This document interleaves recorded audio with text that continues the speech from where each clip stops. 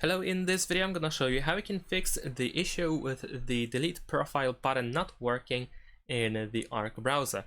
So if we go to the top left corner and click on the Arc icon and then go to settings, if we for instance go to this profile, let's say I want to remove this one, over here I have the delete profile button, but it doesn't work. I click on it, but nothing happens.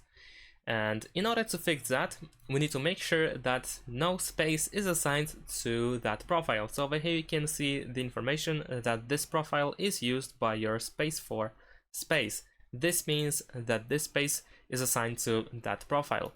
So we need to right click on empty area on the sidebar, go to profile, and then make sure that no space is assigned to the profile that we want to delete. So let's say I'm gonna choose to this one, and if I go back to the settings and I open the profile that I want to delete, now this button should work. So if I click on delete button over here, now I can confirm and the profile is gone.